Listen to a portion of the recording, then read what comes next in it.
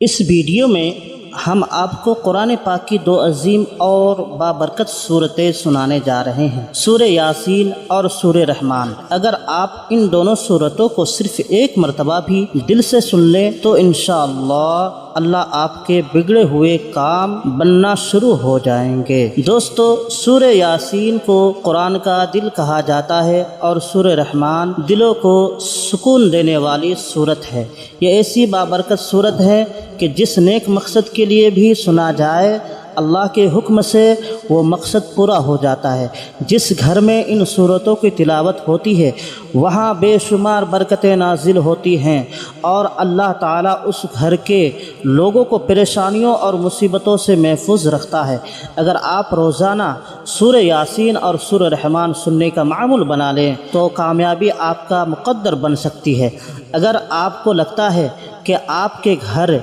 या कारोबार पर किसी का नज़र है, रिज़्क़ में तंगी है, तो अपने घर या दुकान में इन सूरतों को चलाएं। इंशाअल्लाह बुरी नज़र, जादू और दिगर मनफी असरात ख़त्म हो जाएंगे और रिज़्क़ में बेपनाह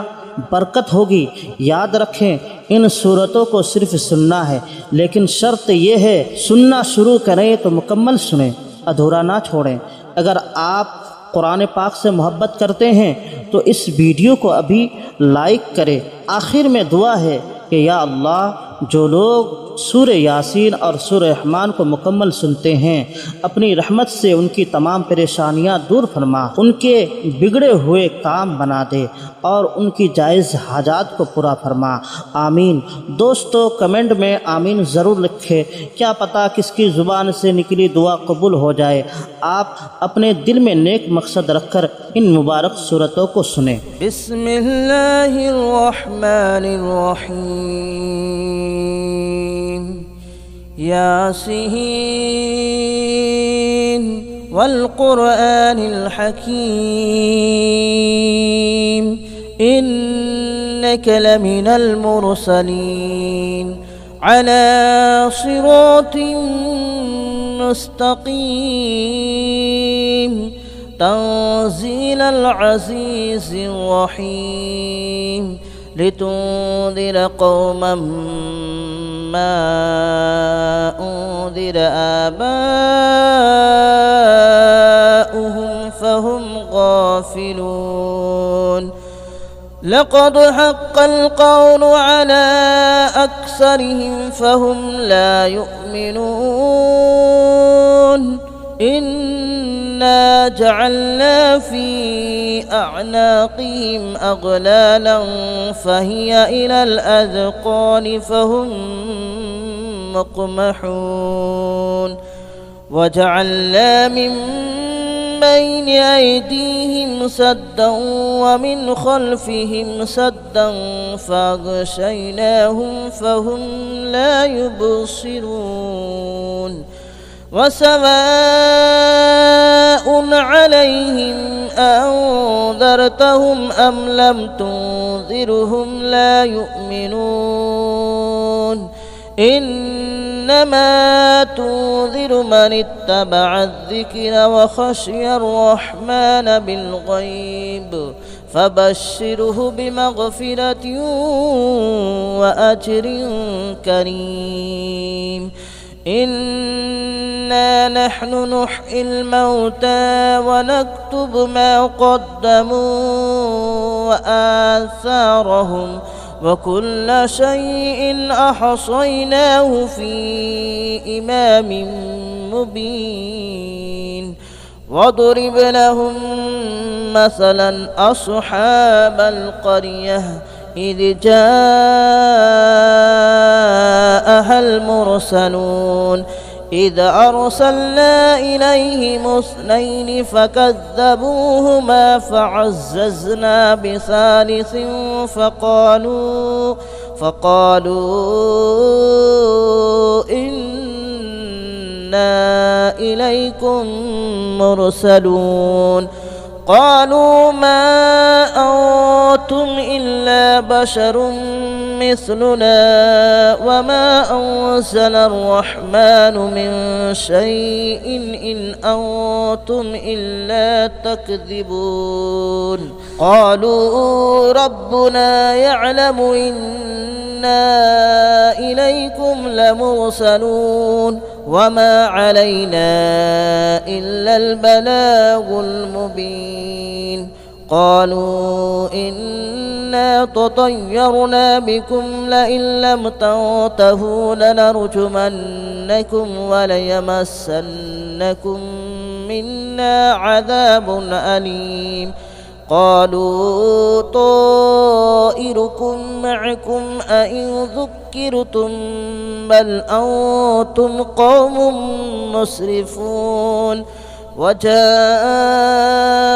من أقصى المدينة رجل يسعى قال يا قوم اتبعوا المرسلين اتبعوا من لا يسألكم أجرا وهم مهتدون وما لي لا أعبد الذي فطرني وإليه ترجعون أأتخذ من دونه آلهة إن يردني الرحمن بضر لا تغن عني شفاءتهم شيئا ولا ينقذون إني إذا لفي ضلال مبين إني آمنت بربكم فاسمعون قيل ادخل الجنة قال يا ليت قومي يعلمون بما غفر لي ربي وجعلني من المكرمين وما أنزلنا على قومه من بعده من جود من السماء وما كنا منزلين إن كانت إلا صيحة واحدة فإذا هم خامدون يا حسرة على العباد ما يأتيهم من رسول إلا كانوا به يستهزئون ألم يروا كم أهلكنا قبلهم من القرون أنهم إليهم لا يرجعون وإن كل لما جميع لدينا محضرون وآية لهم الأرض الميتة أحييناها وأخرجنا منها حبا فمنه يأكلون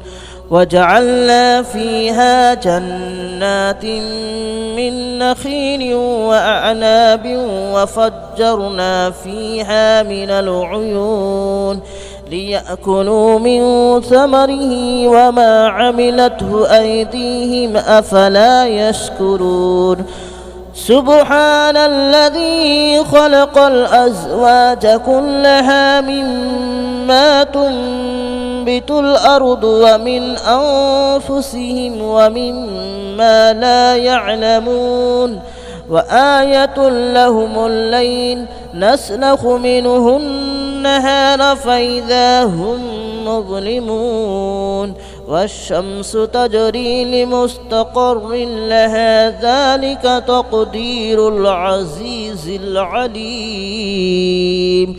والقمر قدرناه منازل حتى عاد كالعرجون القديم لا الشمس ينبغي لها أن تدرك القمر ولا الليل سابق النهار وكل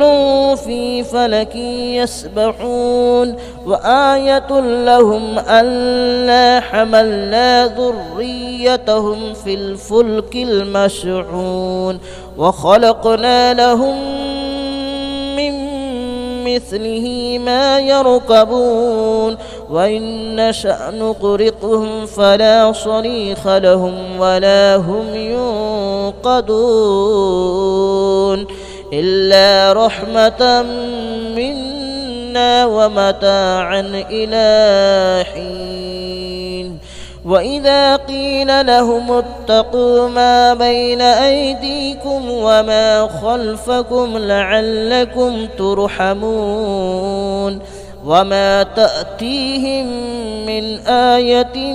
من آيات ربهم إلا كانوا عنها معرضين وإذا قيل لهم أنفقوا مما رزقكم الله قال الذين كفروا للذين آمنوا أنطعم من لو يشاء الله أطعمه إن أنتم إلا في ضلال مبين ويقولون متى هذا الوعد إن كنتم صادقين ما ينظرون إلا صيحة واحدة تأخذهم وهم يخصمون فلا يستطيعون توصية ولا إلى أهلهم يرجعون ونفخ في الصور فإذا هم من الأجداث إلى ربهم ينسلون قالوا يا ويلنا من بعثنا من مرقدنا هذا ما وعد الرحمن وصدق المرسلون إن كانت إلا صيحة واحدة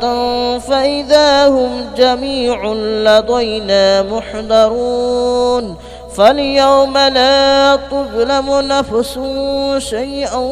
ولا تجزون إلا ما كنتم تعملون إن أصحاب الجنة اليوم في شغل فاكهون هم وأزواجهم في ظلال على الأرائك متكئون لهم فيها فاكهة ولهم ما يدعون سلام قولا من رب رحيم وامتازوا اليوم أيها المجرمون ألم أعهد إليكم يا بني آدم ألا تعبدوا الشيطان ألم أعهد إليكم يا بني آدم ألا تعبدوا الشيطان إنه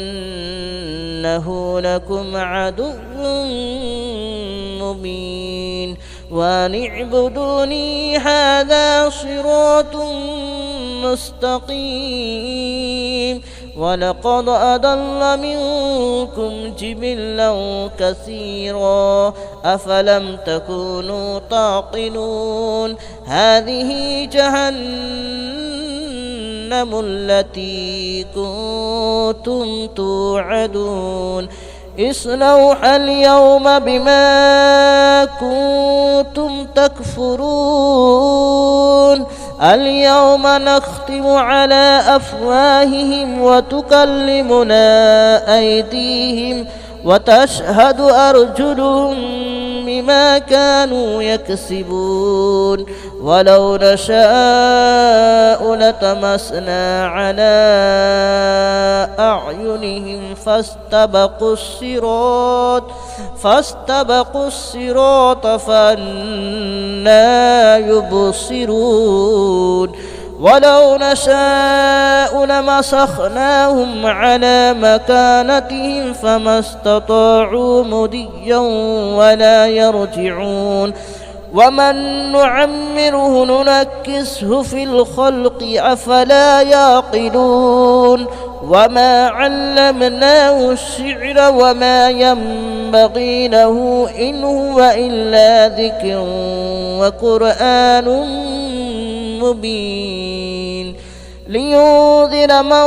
كان حيا ويحق القول على الكافرين أولم يروا أنا خلقنا لهم مما عملت أيدينا أنعاما فهم لها مالكون وذللناها لهم فمنها ركوبهم ومنها يأكلون ولهم فيها منافع ومشارب أفلا يشكرون واتخذوا من دون الله آلهة لعلهم ينصرون لا يستطيعون نصرهم وهم لهم جند محضرون فلا يحزنك قولهم إنا نعلم ما يسرون وما يعلنون أولم ير الإنسان أنا خلقناه من نطفة فإذا هو خصيم مبين وضرب لنا مثلا ونسي خلقه قال من يحيي العظام وهي رميم قل يحييها الذي أنشأها أول مرة وهو بكل خلق عليم الذي جعل لكم من الشجر الأخضر نارا فإذا أنتم منه توقدون أوليس الذي خلق السماوات والأرض بقادر على أن يخلق مثلهم بلى وهو الخلاق العليم إنما أمره إذا أراد شيئا أن يقول له كن فيكون فسبحان الذي بيده ملكوت كل شيء وإليه ترجعون بسم الله الرحمن الرحيم الرحمن علم القرآن خلق الإنسان علمه البيان الشمس والقمر بحسبان والنجم والشجر يسجدان والسماء رفعها ووضع الميزان ألا تطغوا في الميزان وأقيموا الوزن بالقسط ولا تخسروا الميزان والأرض وضعها للأنام فيها فاكهة والنخل ذات الأكمام والحب ذو العصف والريحان فبأي آلاء ربكما تكذبان خلق الإنسان من صلصال كالفخار وخلق الجان من مارج من نار فبأي آلاء ربكما تكذبان رب المشرقين ورب المغربين فبأي آلاء ربكما تكذبان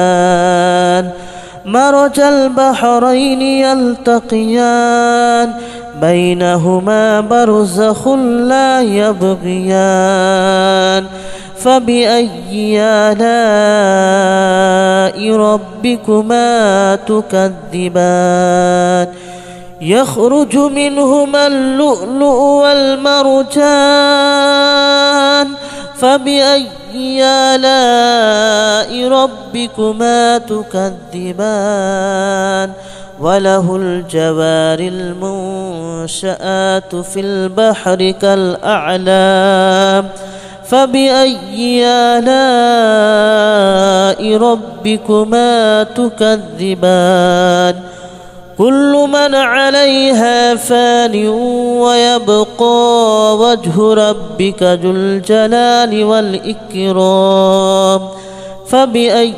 آلاء ربكما تكذبان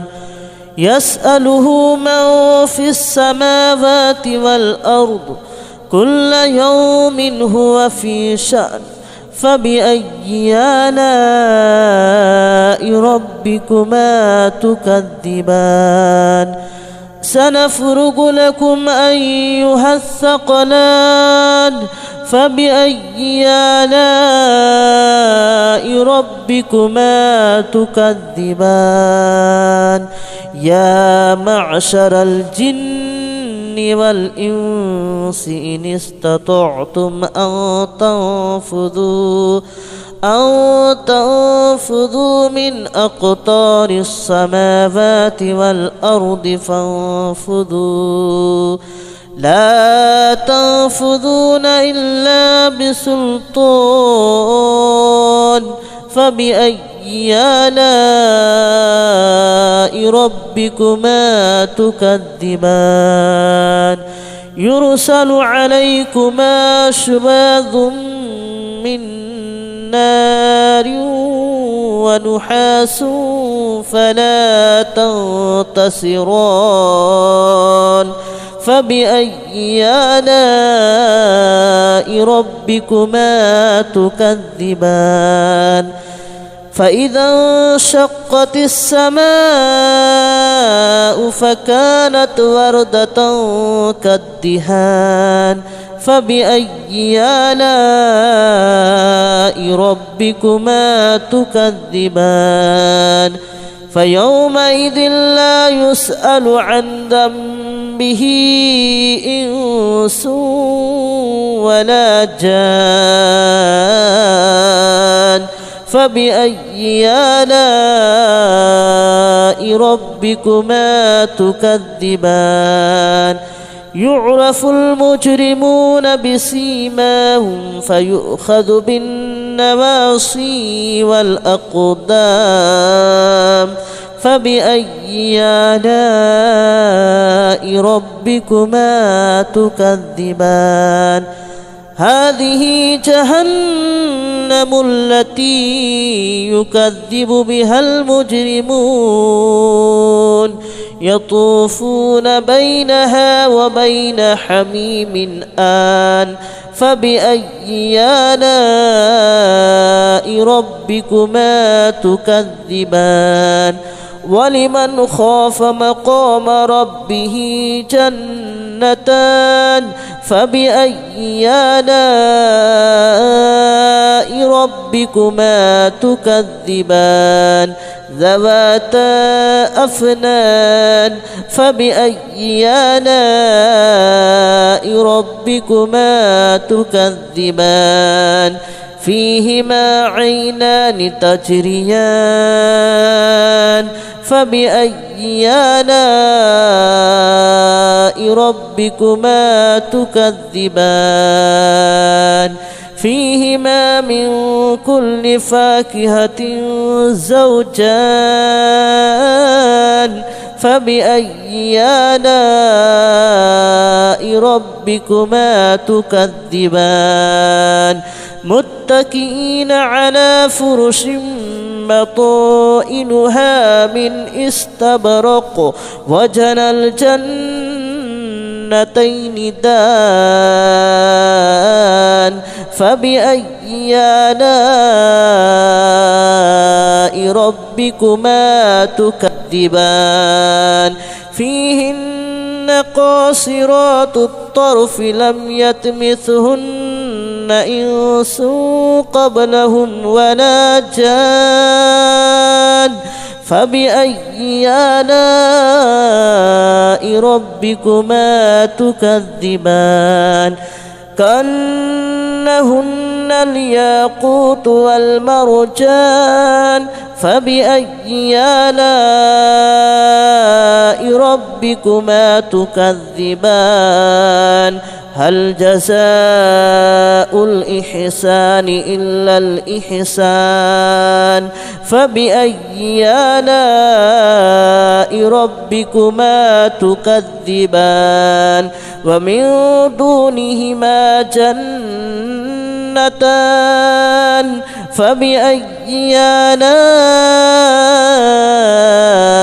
ربكما تكذبان مدهامتان فبأي آلاء ربكما تكذبان فيهما عينان نضاختان فبأي آلاء ربكما تكذبان فيهما فاكهة ونخل ورمان فبأي آلاء ربكما تكذبان فيهن خيرات حسان فبأي آلاء ربكما تكذبان حور مقصورات في الخيام فبأي آلاء ربكما تكذبان لم يطمثهن إنس قبلهم ولا جان فبأي آلاء ربكما تكذبان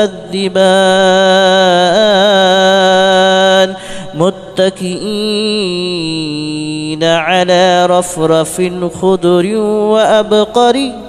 حسان فبأي آلاء ربكما تكذبان تبارك اسم ربك ذي الجلال والإكرام بسم الله الرحمن الرحيم إذا وقعت الواقعة ليس لوقعتها كاذبة خافضة رافعة إذا رجت الأرض رجا وبست الجبال بسا فكانت هباء منبثا وكنتم أزواجا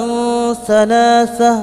فأصحاب الميمنة ما أصحاب الميمنة وأصحاب المشأمة ما أصحاب المشأمة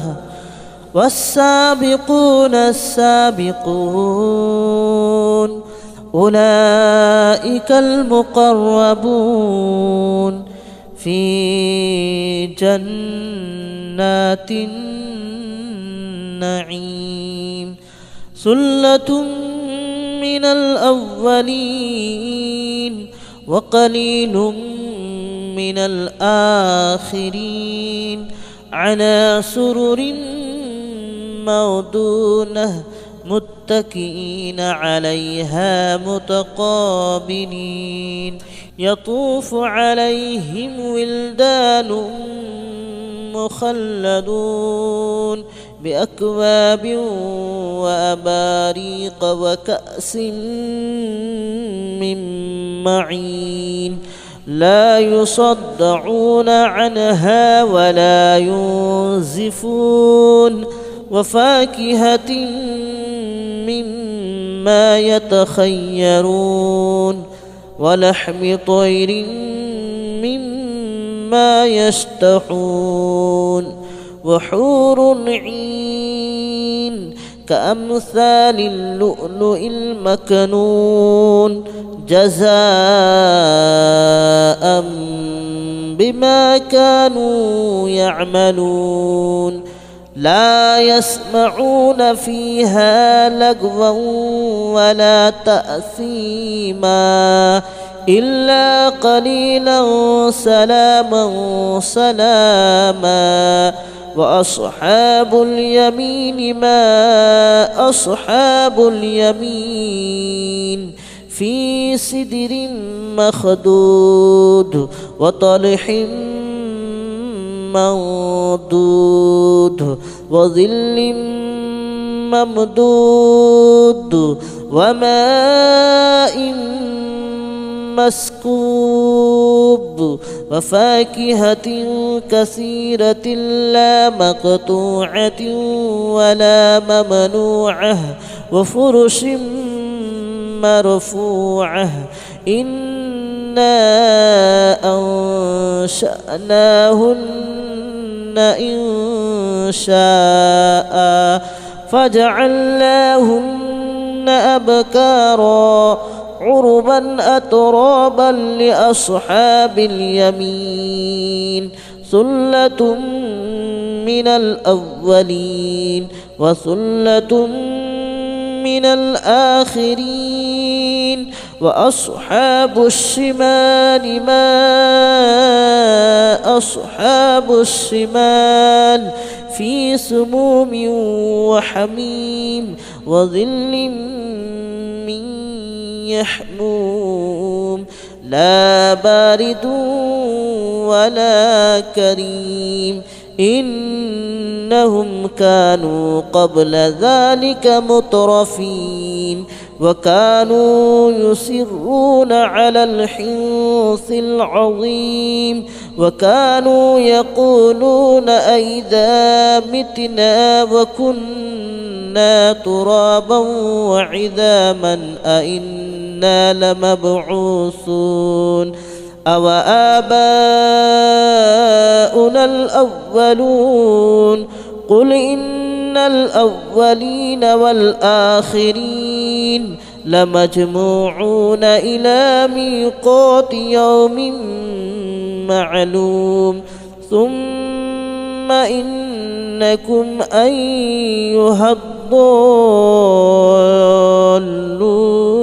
المكذبون لآكلون من شجر من زقوم فمالئون منها البطون فشاربون عليه من الحميم فشاربون شرب الحميم هذا نزلهم يوم الدين نحن خلقناكم فلولا تصدقون أفرأيتم ما تمنون أأنتم تخلقونه أم نحن الخالقون نحن قدرنا بينكم الموت وما نحن بمسبوقين على أن نبدل أمثالكم وننشئكم فيما لا تعلمون ولقد علمتم النشأة الأولى فلولا تذكرون أفرأيتم ما تحرثون أأنتم تزرعونه أم نحن الزارعون لو نشاء لجعلناه هطاما فظلتم تفكهون إنا لمغرمون بل نحن محرومون أفرأيتم الماء الذي تشربون أأنتم أنزلتموه من المزن أم نحن المنزلون لو نشاء جعلناه أجاجا فلولا تشكرون أفرأيتم النار التي تورون أأنتم أنشأتم شجرتها أم نحن المنشئون نحن جعلناها تذكرة ومتاعا للمتقين نحن جعلناها تذكرة ومتاعا للمقوين فسبح باسم ربك العظيم فلا أقسم بمواقع النجوم وإنه لقسم لو تعلمون عظيم إنه لقرآن كريم في كتاب مكنون لا يمسه إلا المطهرون تنزيل من رب العالمين أفبهذا الحديث أنتم مدهنون وتجعلون رزقكم أنكم تكذبون فلولا إذا بلغت الحلقوم وأنتم حينئذ تنظرون ونحن أقرب إليه منكم ولكن لا تبصرون فلولا إن كنتم غير مدينين ترجعونها إن كنتم صادقين فأما إن كان من المقربين فروح وريحان وجنة نعيم وأما إن كان من أصحاب اليمين فسلام لك من أصحاب اليمين وأما إن كان من المكذبين الضالين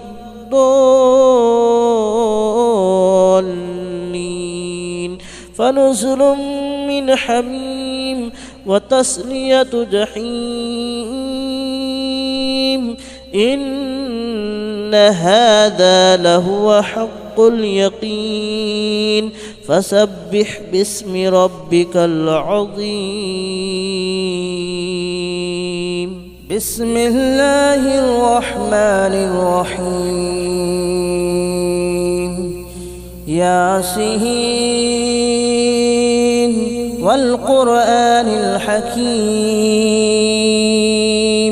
إنك لمن المرسلين على صراط مستقيم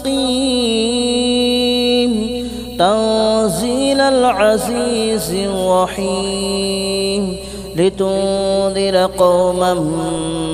ما أنذر آباؤهم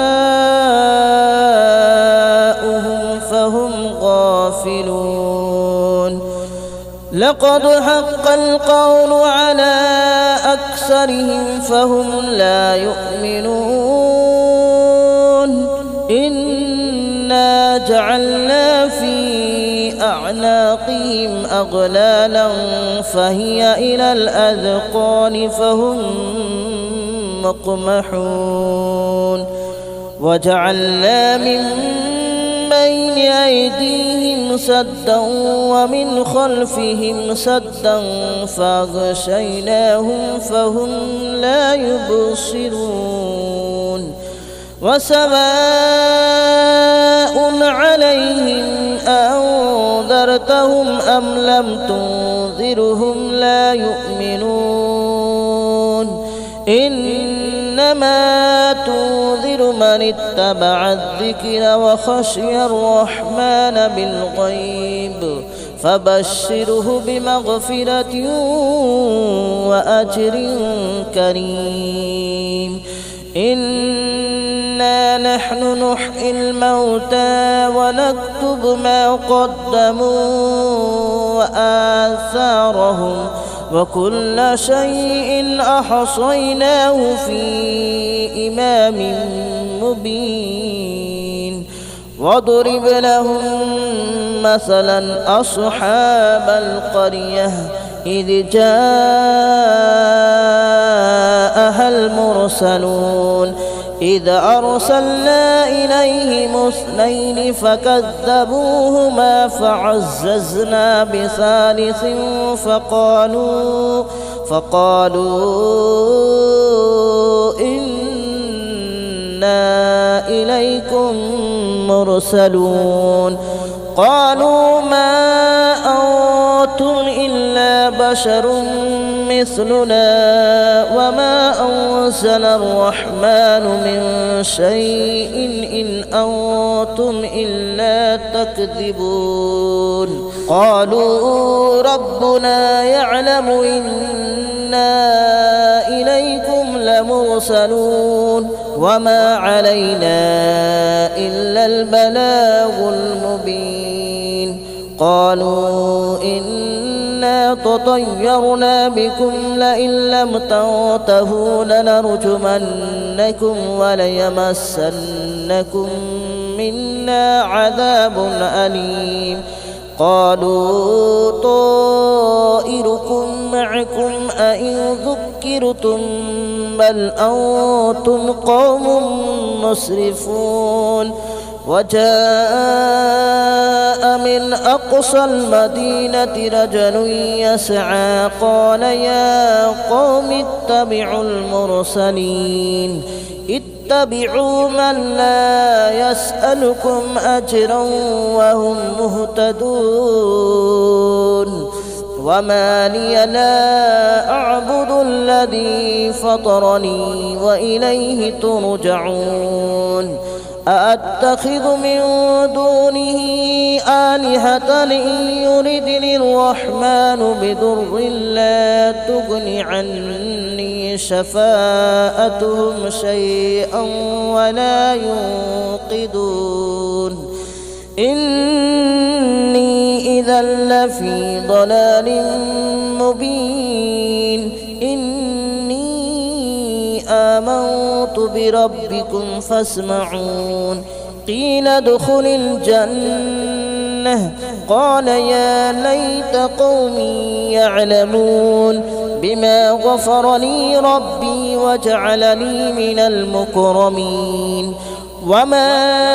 أنزلنا على قومه من بعده من جود من السماء وما كنا منزلين. إن كانت إلا صيحة واحدة فإذا هم خامدون. يا حسرة على العباد ما يأتيهم من رسول إلا كانوا به يستهزئون. ألم يروا كم أهلكنا قبلهم من القرون أنهم إليهم لا يرجعون. وإن كل لما جميع لدينا محضرون. وآية لهم الأرض الميتة أحييناها وأخرجنا منها حبا فمنه يأكلون. وجعلنا فيها جنات من نخيل وأعناب وفجرنا فيها من العيون ليأكلوا من ثمره وما عملته أيديهم أفلا يشكرون.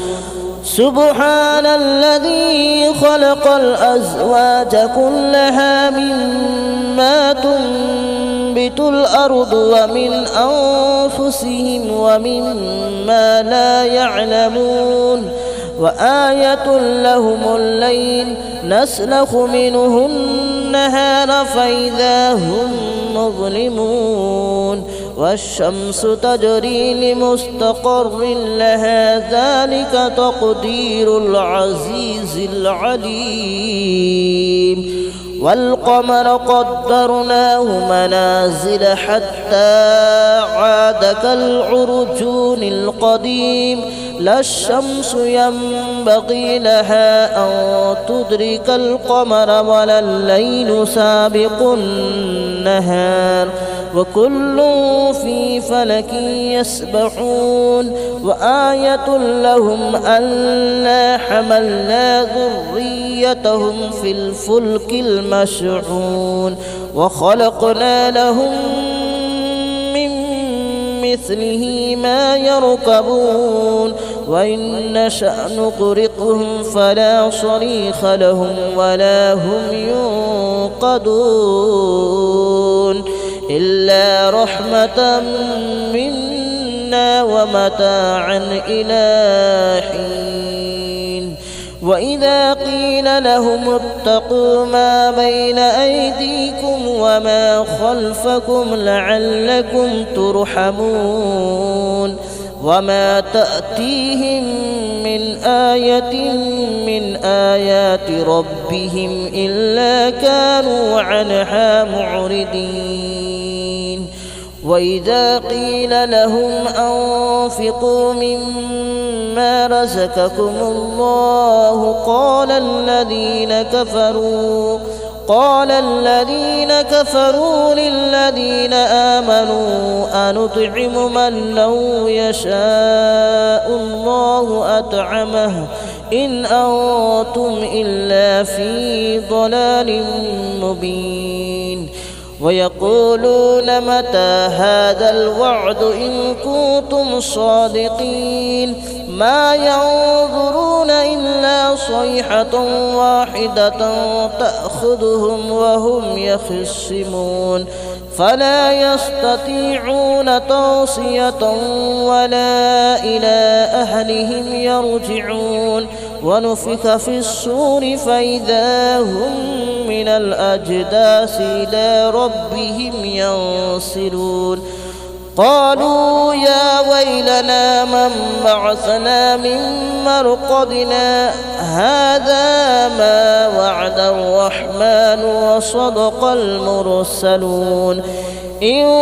كانت إلا صيحة واحدة فإذا هم جميع لدينا محضرون فاليوم لا تظلم نفس شيئا ولا تجزون إلا ما كنتم تعملون إن أصحاب الجنة اليوم في شغل فاكهون هم وأزواجهم في ظلال على الأرائك متكئون لهم فيها فاكهة ولهم ما يدعون سلام قولا من رب رحيم وامتازوا اليوم أيها المجرمون ألم أعهد إليكم يا بني آدم ألا تعبدوا الشيطان ألم أعهد إليكم يا بني آدم ألا تعبدوا الشيطان إنه لكم عدو مبين وأن اعبدوني هذا صراط مستقيم ولقد أضل منكم جبلا كثيرا أفلم تكونوا تعقلون هذه جهنم التي كنتم توعدون اصلوها اليوم بما كنتم تكفرون اليوم نختم على أفواههم وتكلمنا أيديهم وتشهد أرجلهم بما كانوا يكسبون ولو نشاء لطمسنا على أعينهم فاستبقوا الصراط فأنى يبصرون ولو نشاء لمسخناهم على مكانتهم فما استطاعوا مضيا ولا يرجعون ومن نعمره ننكسه في الخلق أفلا يعقلون وما علمناه الشعر وما ينبغي له إن هو إلا ذكر وقرآن مبين لينذر من كان حيا ويحق القول على الكافرين أولم يروا أنا خلقنا لهم مما عملت أيدينا أنعاما فهم لها مالكون وذللناها لهم فمنها ركوبهم ومنها يأكلون ولهم فيها منافع ومشارب أفلا يشكرون واتخذوا من دون الله آلهة لعلهم ينصرون لا يستطيعون نصرهم وهم لهم جند محضرون فلا يحزنك قولهم إنا نعلم ما يسرون وما يعلنون أولم يرى الإنسان أنا خلقناه من نطفة فإذا هو خصيم مبين وضرب لنا مثلا ونسي خلقه قال من يحيي العظام وهي رميم قل يحييها الذي أنشأها أول مرة وهو بكل خلق عليم الذي جعل لكم من الشجر الأخضر نارا فإذا أنتم منه توقدون أوليس الذي خلق السماوات والأرض بقادر على أن يخلق مثلهم بلى وهو الخلاق العليم إنما أمره إذا أراد شيئا أن يقول له كن فيكون فسبحان الذي بيده ملكوت كل شيء وإليه ترجعون بسم الله الرحمن الرحيم الرحمن علم القرآن خلق الإنسان علمه البيان الشمس والقمر بحسبان والنجم والشجر يسجدان والسماء رفعها ووضع الميزان ألا تطغوا في الميزان وأقيموا الوزن بالقسط ولا تخسروا الميزان والأرض وضعها للأنام فيها فاكهة والنخل ذات الأكمام والحب ذو العصف والريحان فبأي آلاء ربكما تكذبان خلق الإنسان الإنسان من صلصال كالفخار وخلق الجان من مارج من نار فبأي آلاء ربكما تكذبان رب المشرقين ورب المغربين فبأي آلاء ربكما تكذبان مرج البحرين يلتقيان بينهما برزخ لا يبغيان فبأي آلاء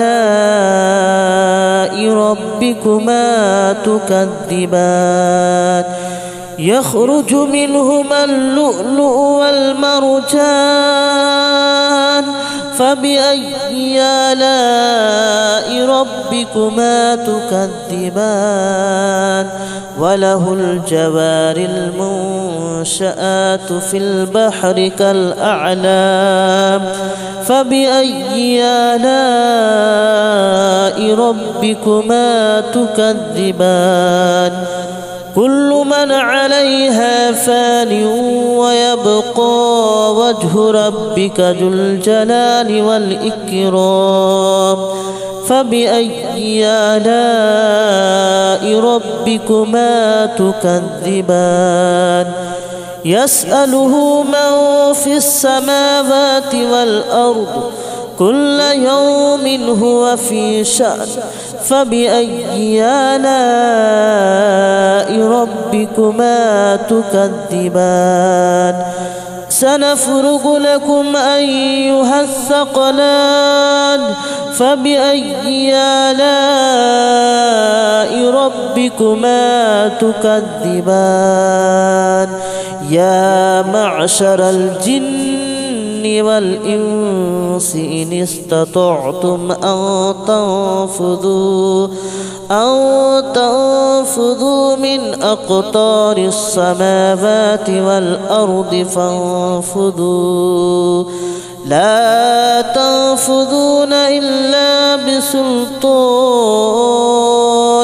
فبأي آلاء ربكما تكذبان يرسل عليكما شواظ من نار ونحاس فلا تنتصران فبأي آلاء ربكما تكذبان فإذا انشقت السماء فكانت وردة كالدهان فبأي آلاء ربكما تكذبان فيومئذ لا يسأل عن ذنبه إنس ولا جان فبأي آلاء ربكما تكذبان يعرف المجرمون بسيماهم فيؤخذ بالنواصي والأقدام فبأي آلاء ربكما تكذبان هذه جهنم التي يكذب بها المجرمون يطوفون بينها وبين حميم آن فبأي آلاء ربكما تكذبان ولمن خاف مقام ربه جنتان فبأي آلاء ربكما تكذبان ذواتا أفنان فبأي آلاء ربكما تكذبان فيهما عينان تجريان فبأي آلاء ربكما تكذبان فيهما من كل فاكهة زوجان فبأي آلاء ربكما تكذبان متكئين على فرش بطائنها من استبرق وجنى الجنتين دان فبأي آلاء ربكما تكذبان فيهن قاصرات الطرف لم يطمثهن إنس قبلهم ولا جان فبأي آلاء ربكما تكذبان كأنهن الياقوت والمرجان فبأي آلاء ربكما تكذبان هل جزاء الإحسان إلا الإحسان فبأي آلاء ربكما تكذبان ومن دونهما جنتان فبأي آلاء ربكما تكذبان مدهامتان فبأي آلاء ربكما تكذبان فيهما عينان نضاختان فبأي آلاء ربكما تكذبان فيهما فاكهة ونخل ورمان فبأي آلاء ربكما تكذبان فيهن خيرات حسان فبأي آلاء ربكما تكذبان حور مقصورات في الخيام فبأي آلاء ربكما تكذبان لم يطمثهن إنس قبلهم ولا جان فبأي آلاء ربكما تكذبان متكئين على رفرف خضر وأبقري حسان فبأي آلاء ربكما تكذبان تبارك اسم ربك ذي الجلال والإكرام بسم الله الرحمن الرحيم إذا وقعت الواقعة ليس لوقعتها كاذبة خافضة رافعة إذا رجت الأرض رجا وبست الجبال بسا فكانت هباء منبثا وكنتم أزواجا ثلاثة فأصحاب الميمنة ما أصحاب الميمنة وأصحاب المشأمة ما أصحاب المشأمة والسابقون السابقون أولئك المقربون في جنات النعيم ثلة من الأولين وقليل من الآخرين على سرر موضونة متكئين عليها متقابلين يطوف عليهم ولدان مخلدون بأكواب وأباريق وكأس من معين لا يصدعون عنها ولا ينزفون وفاكهة مما يتخيرون ولحم طير مما يشتهون وحور عين كأمثال اللؤلؤ المكنون جزاء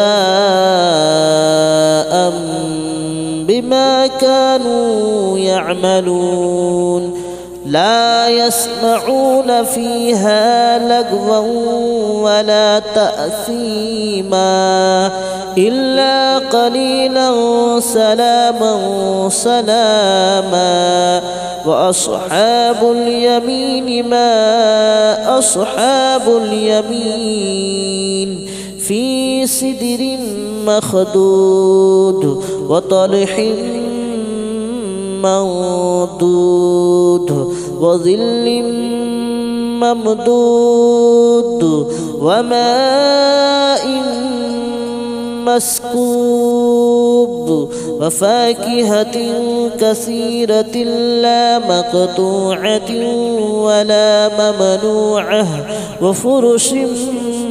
مرفوعة إنا أنشأناهن إن شاء فجعلناهن أبكارا عربا أترابا لأصحاب اليمين ثلة من الأولين وثلة من الآخرين وأصحاب الشمال ما أصحاب الشمال في سموم وحميم وظل من يحموم لا بارد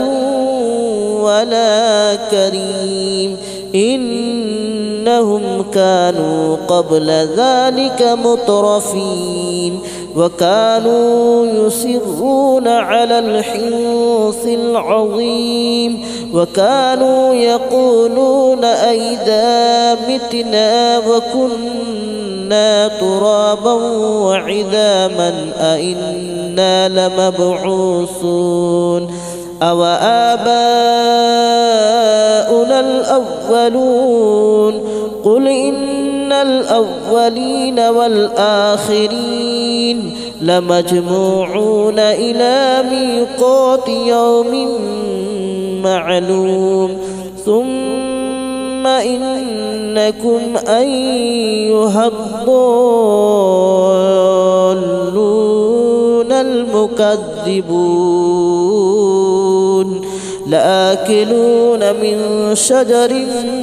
من زقوم فمالئون منها البطون فشاربون عليه من الحميم فشاربون شرب الحميم هذا نزلهم يوم الدين نحن خلقناكم فلولا تصدقون أفرأيتم ما تمنون أأنتم تخلقونه أم نحن الخالقون نحن قدرنا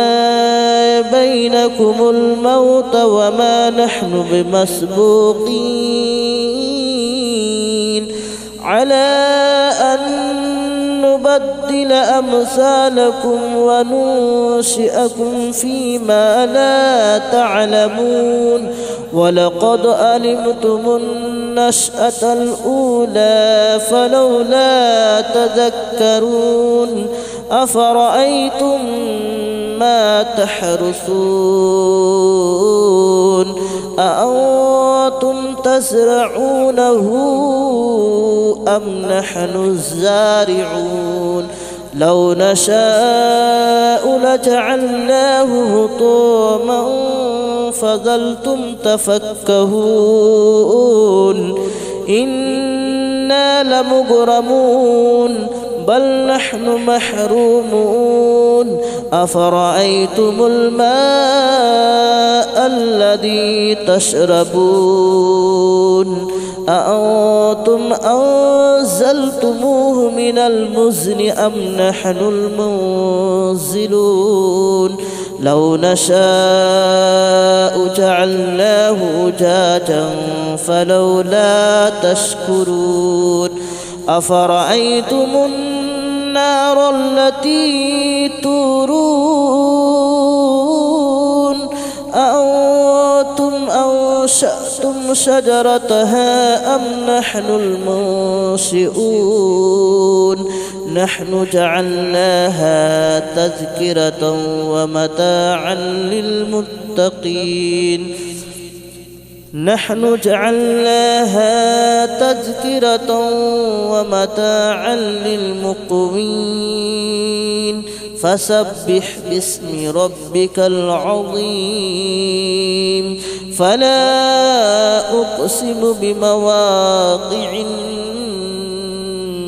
النجوم وإنه لقسم لو تعلمون عظيم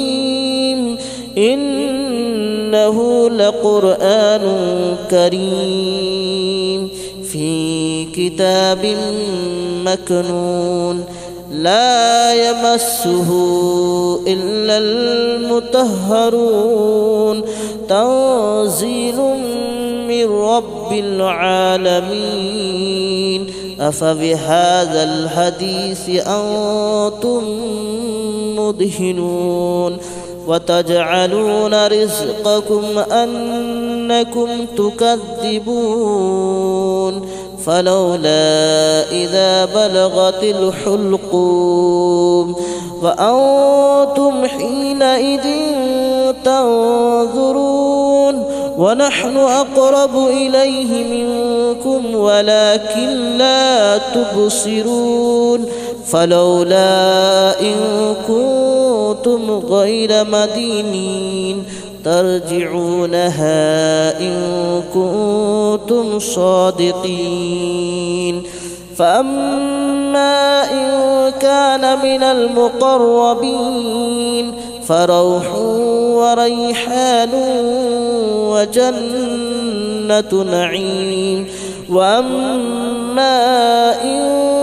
كان من أصحاب اليمين فسلام لك من أصحاب اليمين وأما إن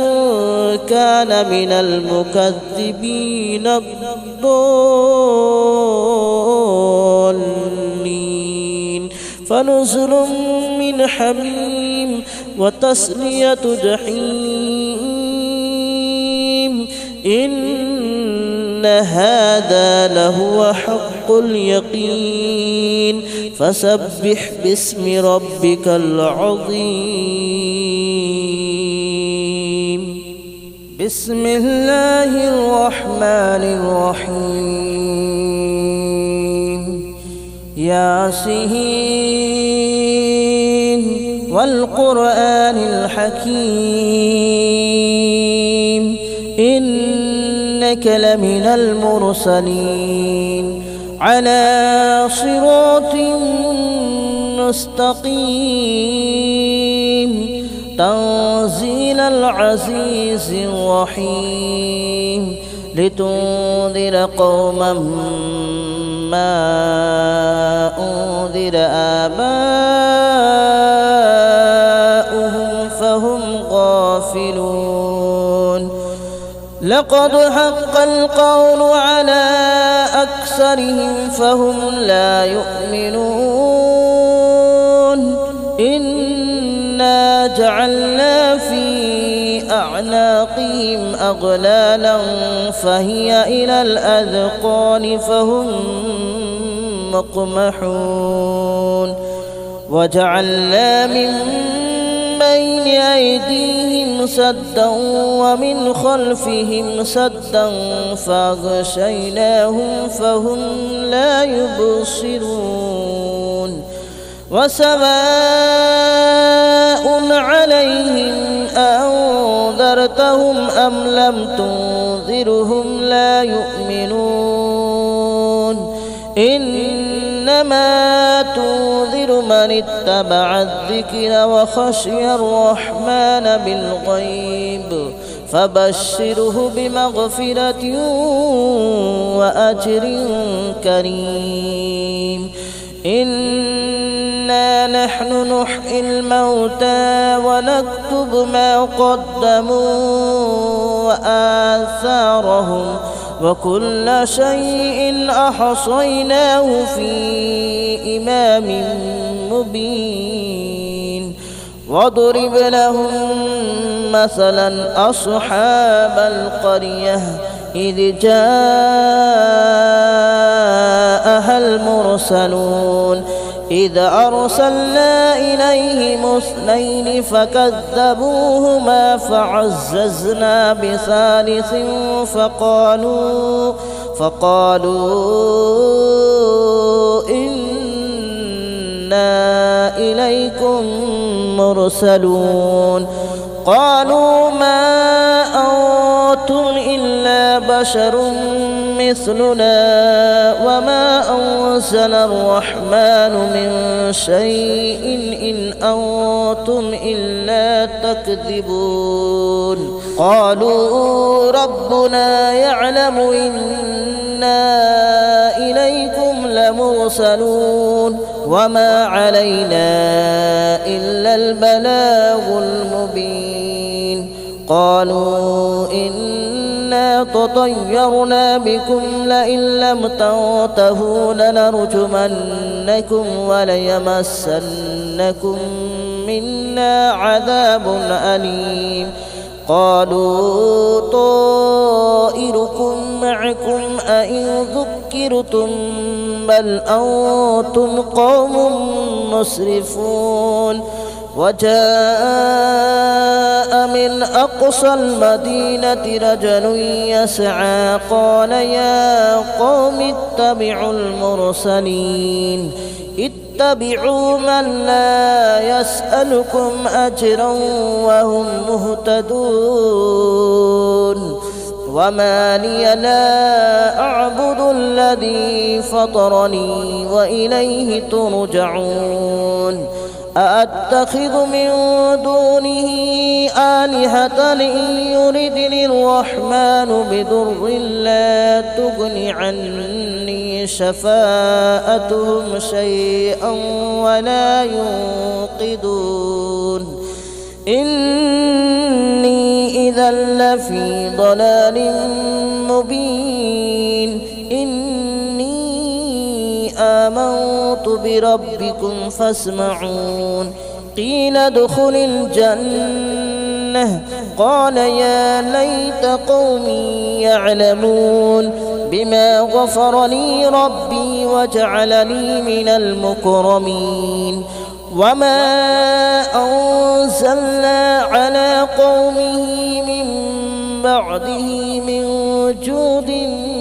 من السماء وما كنا منزلين إن كانت إلا صيحة واحدة فإذا هم خامدون يا حسرة على العباد ما يأتيهم من رسول إلا كانوا به يستهزئون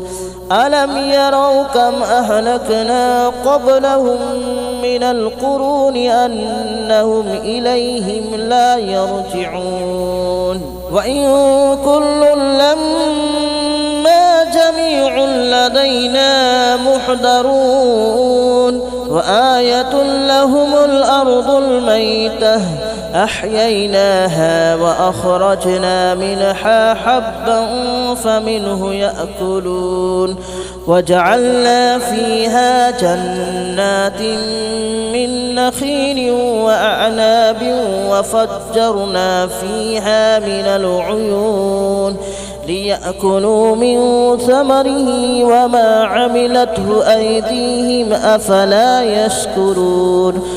سبحان الذي خلق الأزواج كلها مما تنبت الأرض ومن أنفسهم ومما لا يعلمون وآية لهم الليل نسلخ منه النهار فإذا هم مظلمون والشمس تجري لمستقر لها ذلك تقدير العزيز العليم والقمر قدرناه منازل حتى عاد كالعرجون القديم لا الشمس ينبغي لها أن تدرك القمر ولا الليل سابق النهار وكل في فلك يسبحون وآية لهم ألا حملنا ذريتهم في الفلك المشحون وخلقنا لهم من مثله ما يركبون وإن نشأ نغرقهم فلا صريخ لهم ولا هم ينقذون إلا رحمة منا ومتاعا إلى حين وإذا قيل لهم اتقوا ما بين أيديكم وما خلفكم لعلكم ترحمون وما تأتيهم من آية من آيات ربهم إلا كانوا عنها معرضين وإذا قيل لهم أنفقوا مما رزقكم الله قال الذين كفروا للذين آمنوا أنطعم من لو يشاء الله أطعمه إن أنتم إلا في ضلال مبين ويقولون متى هذا الوعد إن كنتم صادقين ما ينظرون إلا صيحة واحدة